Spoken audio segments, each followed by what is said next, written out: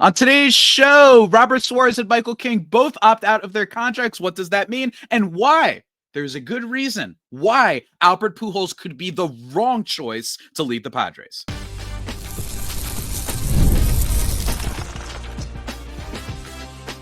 You are Locked On Padres, your daily San Diego Padres podcast. Part of the Locked On Podcast Network, your team every day. Greetings, ladies and gentlemen, and welcome to an edition of Locked On Padres podcast, which is part of the Locked On Podcast Network, your team every day for Tuesday, November 4th. As always, I'm your host with sometimes the most, Javier Reyes. I've been covering this team for nearly 6 years now, not just for this podcast, but also various other outlets, including justbaseball.com, chief among them. On today's episode, guys, which is brought to you by Game Time. Download the Game Time app, create an account, and use code LOCKEDONMLB for $20 off your first purchase. Be sure to go check that out. But on today's episode, guys, we got to react to Robert Suarez and Michael King both opting out of their contracts. What does it mean going forward? What does it possibly mean? It means a lot of things. Let me tell you. Like, genuinely, I really think it means a lot of things. And we're going to get to that, as well as continuing to respond to some of your comments, especially comments pertaining to one Albert Pujols and the manager vacancy. Because you might have heard the Padres needed a manager, and there might be a really important factor into why Albert Pujols might not be the best choice for this team, guys. So without further ado, let's get into it. And I also want to do a little programming note. If you guys can leave comments, as always, for whatever questions you want answered in the mailbag throughout the week, especially on Mondays, feel free to leave those comments, but also let me know how the quality of today's episode is, especially volume-wise. I'd love to know if it sounds a little bit better and whatnot than the usual affair. So hopefully we'll get into that. But let's begin. Robert Suarez opting out of his deal with the Padres. This was expected, right? This was expected. I wanted to just bring it up anyway, though, right? Reading from MLB Trade Rumors, he opted out of the final 2 years and $16 million on his deal with San Diego. They signed him to a 5-year, $46 million deal ahead of the 2023 season. For those who don't remember, obviously, he was injured in 2024, or I'm sorry, in 2023. Was it 23? Yeah, it was 2023 that year. Then he broke out last year and had a better year this year. 36 saves in 24 and then 40 saves in 2025, right? He's been one of the better closers in baseball, I think, in a lot of ways. Don't get me wrong, the raw stuff, we have questions about him for sure, but this is to be expected. He had a great year, and there are plenty of teams that want to go get a reliever. And at 34 years old, with that fastball, with the occasional great changeup, right? Like, Robert Suarez is definitely still going to be an option, but because of that age, I actually think that it's totally okay that the Padres are going to lose him. I really do. I've never really been a big believer in spending a lot on a premium reliever. It just has never, I just feel like you're counting too much on them replicating their stats previously when it is probably the most volatile position in the game. Right, there have been so many guys that just completely crater when you least expect it, right? Edwin Diaz was a little bit bad when he first got back from his injury following his big contract, right? I think it was Craig Kimbrell. I think we've seen a bunch. And not to mention, we just keep seeing every year that, like, quality, decent relievers are available, like, at the deadline, right? Like, the trade deadline, you can get a couple of decent ones. Guys that are just having good years. It might only be for that year, but you can trade very minimal amount of assets and get that type of player, right? That can help you out. You saw it this year with Mason Miller, don't get me wrong. But also, if you look across the league, look at the Yankees. They acquired like 3 relievers in David Bednar. They acquired Camilo Duvall. They acquired Jake Bird and a couple other guys, I think, right? And their bullpen got a little bit better as the year went on, although it did still struggle. But you get my point. It's just a position that I don't believe in paying too much of a premium on. I loved when they first extended him back when this happened before 2023, because I really think a very underrated move by AJ Preller was extending Robert Suarez, who he figured, you know what? Robert Suarez is very good, and Josh Hader, we're probably losing him in free agency. And what happens? You save around like $60 million. What did Josh Hader get paid? I actually forgot what Josh Hader got from his deal. I'm actually looking it up as we speak. But Josh Hader got paid like $100 million. So don't get me wrong, he's a very good pitcher, right? But his numbers that he put up this year, 2.05 ERA, that was great, right? But he actually produced less WAR than Robert Suarez did, right? He didn't have nearly as many saves. And his first year with the Astros, he had a 3.8 ERA, and is actually the reason they lost the playoffs. And they signed him to a 5-year, $95 million deal. They got Suarez for 40, right? It's little things like that that pay dividends, and I really think Preller deserves a lot of credit for that. But again, I really don't think this team needs this. I believe that Jeremiah Estrada can have a huge bounce back. We're going to talk about this in tomorrow's episode, the bullpen in review, kind of the year in review that we've been doing this series past few weeks. Everyday listeners are familiar. And we're going to look at the bullpen, the good and the bad. And I want to talk about like this in more detail, I think, over there. So stay tuned for tomorrow's episode. It should be up pretty early because I've already recorded it. How about that? So go check that out, guys. The other one, Michael King opting out of his mutual option that he had with the Padres. It's very rare, of course, that anybody, frankly, takes the mutual option, right? It's just not something that players often do. Reading from MLB.com, it's King, who spent the last, hold on. Don't you guys hate when the ad pops up late and then it pushes the reading, like the text upwards or out of your way? I hate when that happens. Anyway, sorry. King, who spent the past 2 seasons in San Diego after arriving in the Juan Soto trade, is owed a $3.75 million buyout rather than the $15 million he would have received if he accepted the option. The decision is an expected one. The more intriguing steps in the process come next. The Padres will have until Thursday to decide whether they will give King a qualifying offer worth $22 million for the upcoming season. King would then have a week to decide whether or not he would accept. King would presumably receive a more substantial deal on the free agent market, so there seems to be a good chance he would decline that qualifying offer as well. And if so, the Padres would receive a compensatory, I can't say that word, leave me alone, draft pick after the 4th round because they exceeded the luxury tax of 2025. So that's the good news, is you get another draft pick, and I'm all for letting my man AJ Preller cook with them draft picks. It's unfortunate. There was slight hope that because Michael King had such a down year in terms of being available, and something that I have not seen discussed in a more broad media sense as much lately, and the fact that if I'm a team, I'm like, I need to see these medicals because I think it is very concerning that this guy started, this whole season he was hurt. Then he started going multiple innings, being a starting pitcher for this team towards the end of the season. Some bad ones. Had a game where he should have given up 3 home runs. Had a really bad game right after that. Right, like he was shaky at points. But he was still going 5 innings, 4 innings, and then 5, and kind of working it up. And the fact that the Padres only used him for 1 inning in a do or die game, and don't get me wrong, that's not the reason they lost. The reason they lost is because the guys making a lot of money on this lineup just refused to hit. But like, I was really curious. I was like, this bullpen is super taxed, and they're just going to use it for 1 inning. So if I'm a team, I look at that and say, I wonder what the medicals are. I highly doubt he accepts the qualifying offer. I feel like he probably declined this because he knows there's a team out there. Starting pitching is always going to be a luxury, always going to be a premium for teams. You can never have too much starting pitching, right? So they're going to go out and take a chance, right? The same way I always talk about, teams are going to take a chance on Dylan Cease. Go check out his player review. That was a lot of fun to do. One of my favorites that I've done this offseason.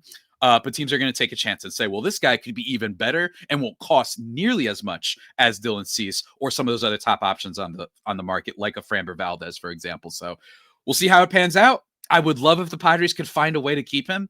That just solidifies the rotation with him, Pivetta, Musgrove, potentially Mason Miller. Then you get a back-end guy for cheap.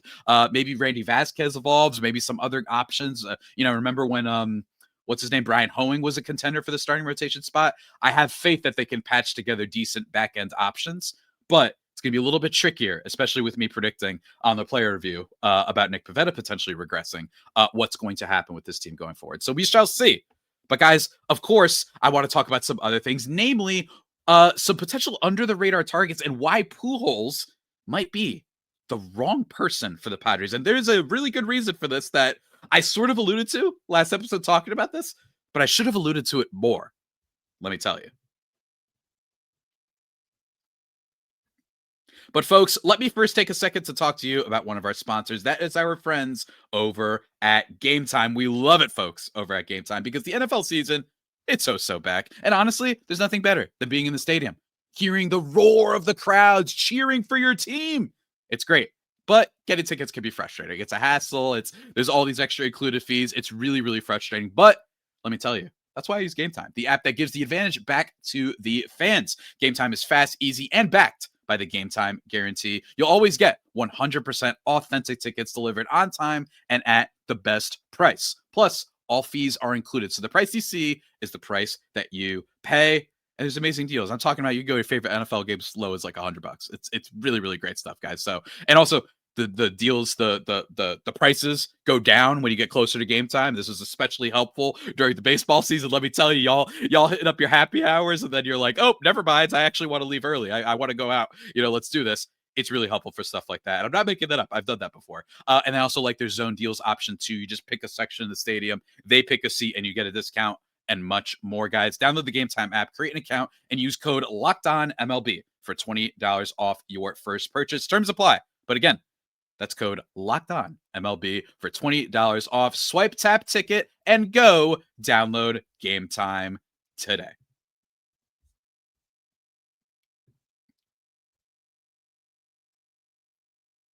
And just like that, everybody, we are back here on the Locked On Padres podcast, thriving and vibing despite it all. Hopefully, everybody go check me out on Twitter/X and Blue Sky at Javipeno, JAVIIPENO. A lot of fun, man. A lot of fun. I think that this is going to be a really, really fun offseason, man. So feel free to leave as well your comments and questions in the comment description of whatever video, frankly, but especially the latest one. And I will get back to you, especially on Mondays for the mailbag. Let's talk about said mailbag, though, right? We actually got a couple questions that I really want to hit on today. The first one is what I talked about earlier. I'm not going to keep teasing you guys anymore. It's about Mr. Albert Pujols. First of all, we got some comments that said we're super down, right? At Generalissimo _Zod, which, by the way, incredible name. We love that. Dude, I'm down for Pujols or Flaherty, manage the clubhouse, or someone with offensive team success. That's the way I see it. Totally a fair point, right? Like it's kind of like you have two options. You have very different type of options. I do like that about the Padres this year, is that you kind of just have these different candidates. And I will say Ryan Flaherty is not confirmed to be one of the final people in the, what is it called? In contention for the spot. But Kevin AC noted, yes, Nick Hundley, Albert Pujols, and Ruben Niebla. But there's also apparently a fourth person that hasn't been revealed that we don't fully know about yet. That could be Ryan Flaherty, right? But I'm just letting you all know that it's not confirmed that we know that Flaherty is a finalist. I just want to put that out there, right? But there's more. There's more, folks. Mr.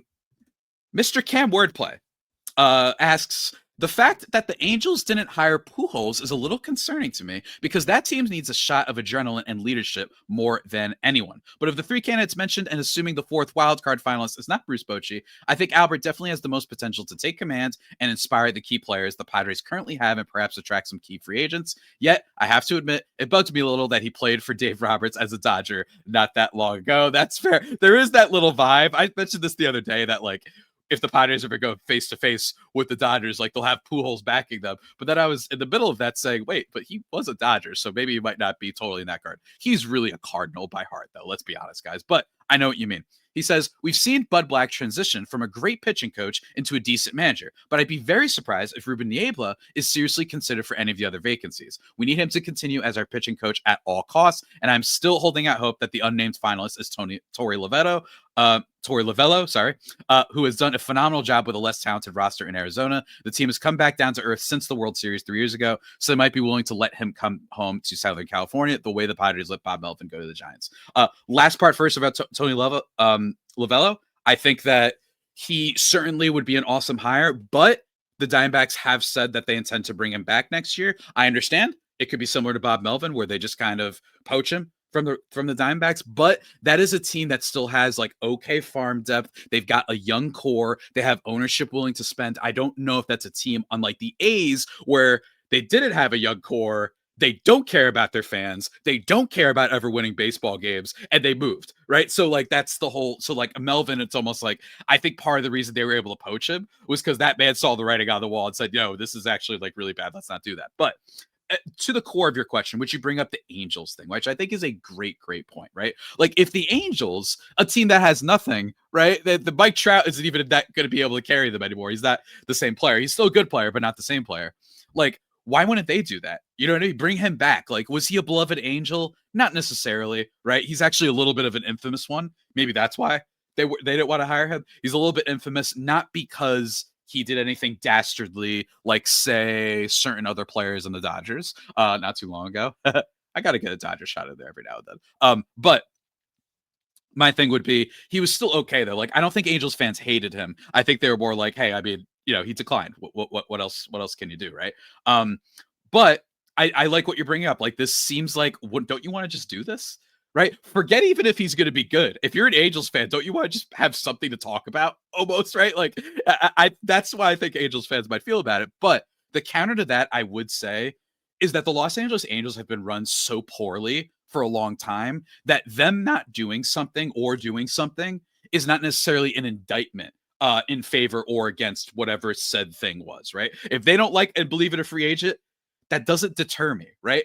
It deters me if I see the Dodgers be like, this guy's no good. Or I see the Rays with some of their pitchers, some of the Brewers guys every now and then, right? But a team like the Angels, this team has done nothing but be a joke. Basically, since Mike Trout burst onto the scene, only been to the playoffs once. They kept Shohei Ohtani when they shouldn't have. They should have tried to trade him at the deadline and gotten some assets back. They should have traded Mike Trout a long time ago. One, for us baseball fans to see him be competitive on a good team for once, just for the love of the game. You know what I mean? Just for people who love baseball, that would have been great. And instead, what did they do? They like bought at the deadline. They brought in Lucas Giolito, who was terrible. They're really bad, right? Like, they are a total mess. There's a reason why their ownership group is super unpopular and everybody wants them to sell the team. And there's a reason why Angels fans entered massive amounts of depression when it was reported that Art Moreno was selling the team. And then, like, 3 months before the season, like, just kidding. No, he's not selling him anymore. They were like, you got to be kidding me. We're the only team ever to get news that our guy is looking to sell the team and it not actually happened. So I wouldn't use the Angels as a barometer, is basically what I'm trying to say. But I still agree with the sentiment, though. Like, it would be a little bit of a red flag to be like, well, why is it? Right? I totally get that. But as you mentioned, the transition from a great pitching coach into a decent manager, right? We actually got another question about that I want to bring up. This one coming from @PhoenixAsh927, who says, do pitching coaches make good managers historically? I feel like pitching coaches need to spend their entire time on the pitching staff to be in tune enough to do what Niebla does, and we won't get that value if he becomes manager. And also, on a personal note, love the shout out, love being a daily listener and commenting on our feed. Keep up the amazing work, brother. And thank you, Phoenix Ash, for sending in your comments and questions. Historically speaking, you've got like John Farrell, you have some. But this is a good point. And I also like what you brought up about, like, is he going to be able to seriously lock in as much with the other pitchers? I really am. I wouldn't be upset if Ruben Niebla is made the manager. He's certainly deserving of it. He was deserving of Cleveland, frankly. And Cleveland didn't have him. Instead, they kept, what's his face? Give me a minute. That guy. I'm blanking on his name. Red Sox guy. Oh, this is driving me insane. It's going to pop up later. But it makes you think, like, why didn't they hire him? They should have ascended him there. And then the Padres poached him.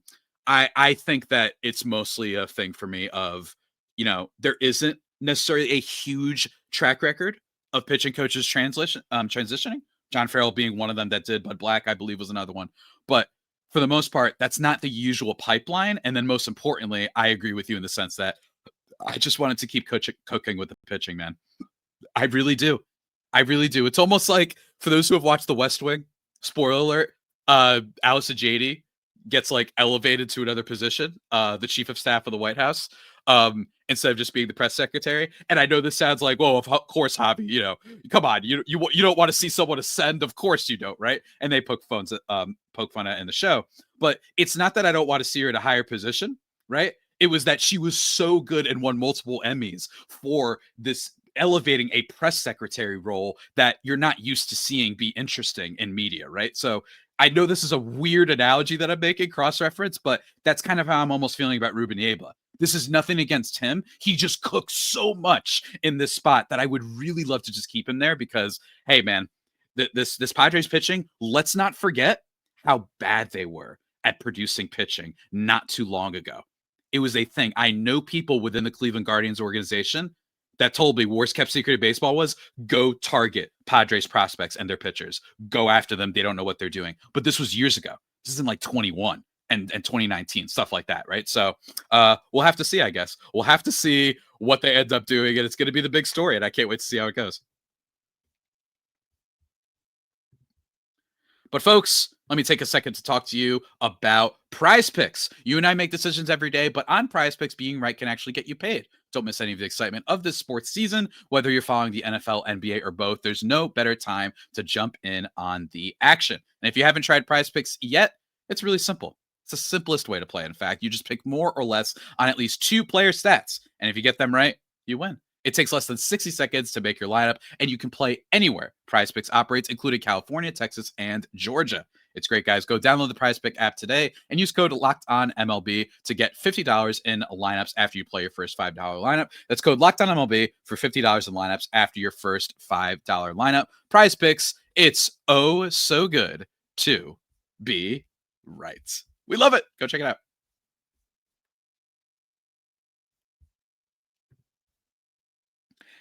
And just like that, everybody, we are back here thriving and vibing, the final segment of this show. Remember to leave your comments and questions, whatever, in the YouTube comment section, and I will be sure to look at them. I'm thinking of opening up the Gmail again, too, if people prefer sending questions that way. Maybe they might. I don't know. Whatever. But I've enjoyed, I like using comments because sometimes I can respond to things that aren't even like questions. You know what I mean? Like they're just kind of things that people want to say, especially about the Dodgers, right? And speaking of the Dodgers, I got a question that actually said, what let me find it really quickly. Wait, where is it? Where is it? From at Robert Birdie 9938 says, question for Monday's show. Of course, this is Tuesday's show, but now that the World Series is over, the Dodgers have their $1 billion payroll. Repeated as champions, will the Dodgers trolls leave us Padres fans alone? Hey, man, they're kind of entitled to it to an extent. You know what I mean? To an extent, they're kind of entitled to it. They won, and I really want to emphasize that it was such a good series. Like I know this is a Padres podcast. I just want to say this World Series was electric, man. Like multiple extra inning games that came down to the wire. It stinks, and I think that in a lot of ways, like isolated players, I think are interesting. I don't find it all that interesting. Like as just someone who loves sports, loves following the soap opera that can be sports, all this, because it really is, it's a story, right? It really is. It's a story in a lot of ways when you really look at it. I don't find anything interesting about the team that spent $2 billion winning the World Series, right? Does that make sense? Like, I think that Shohei is interesting. I think that certain players are, but as like a whole unit, I'm like, yeah, well, you did what you're supposed to do. You spent $2 billion and you won the World Series. And I think it would have been much more interesting if the Blue Jays won, because then that would have been like a little bit of a positive in the sense that it's also not true that the Dodgers are undefeatable, right? It's not true at all in a lot of ways, right? Because what we've seen over the past 3 years in baseball is that there's only been 3 winners who were outside the top half of the payroll. If you're just in the top half, that'd be great. The Blue Jays were a big time spender, right? I actually think if the Blue Jays had, if it wasn't the Blue Jays, and let's say it was the, I don't know, the Tigers or some team that didn't have nearly, they were 21st in payroll. I actually would have not been rooting for the Dodgers, but I would have been like, hey guys, it's actually not a good thing in favor of the league, right? Because you're kind of letting billionaires off in a lot of ways, right? So in this case, though, the Blue Jays spent a lot of money and they got super close. They kind of choked in certain areas. The Dodgers made some good plays. But man, it was really unfortunate. I wanted the Blue Jays to win so badly, as I imagine every Padres fan did. I also wanted Seattle to win super badly. And what I've learned is that sports is not a place to go if you seek happiness sometimes, guys. It is not a place where you should be like, this will generate hope in my life. Oftentimes you're going to lose. It stinks. I have never had a championship really in my life. Like the closest thing I've had to a championship was when the Cleveland Cavaliers beat the Golden State Warriors after being down 3-1 in the finals in 2016, because I hated the Warriors so much back then. Still hate them, by the way. Draymond Green stinks. I hate Draymond Green more than any Dodger. I'll say that much. But I really just think it was such an electric series. It was great for baseball in terms of just the matchup.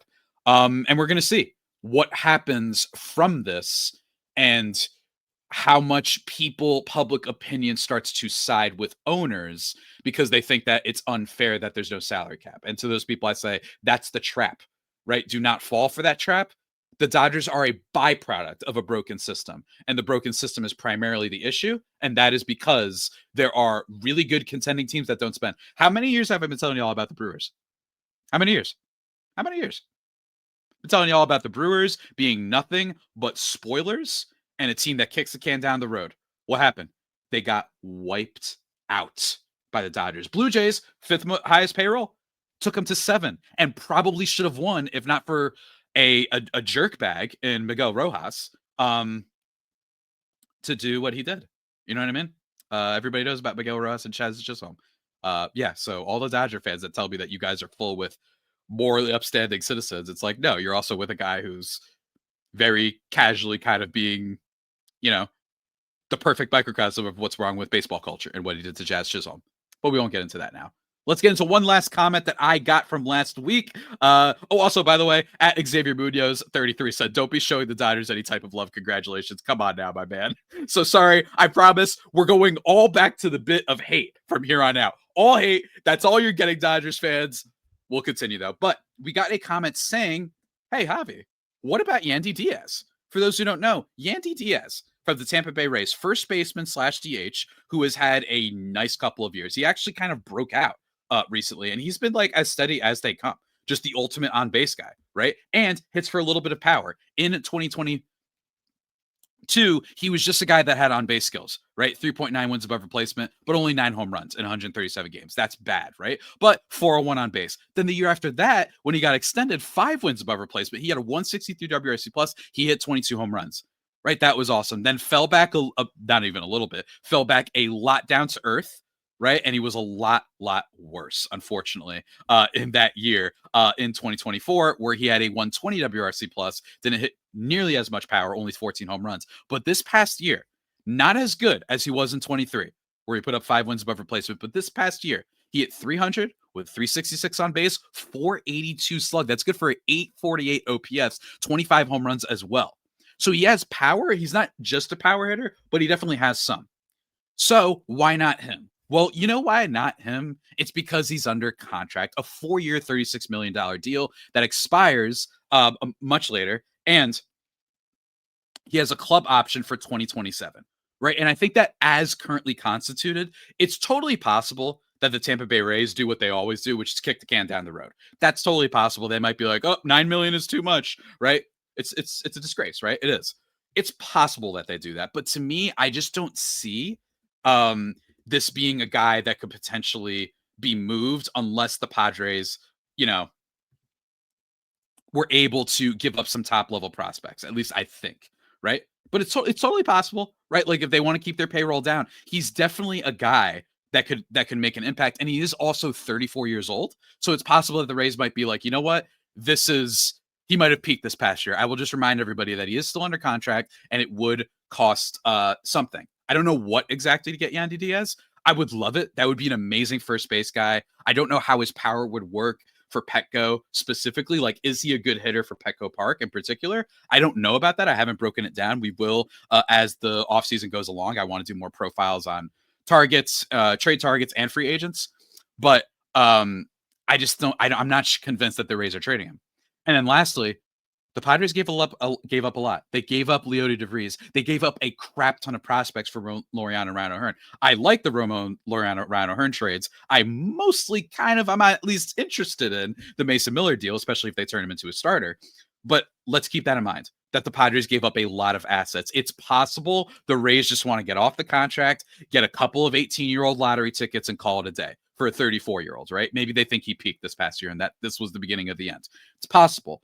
But again, I remind y'all, this is why I sometimes am like, let's hoard some more assets, rebuild the farm. So that way, when everybody keeps complaining to me that the Padres need power hitters, I'm like, there's some of them that you could go trade for. Then let's do it. Well, guess what? You gave up a lot of those assets when you traded for Mason Miller, a reliever that you didn't necessarily need, right? Not necessarily.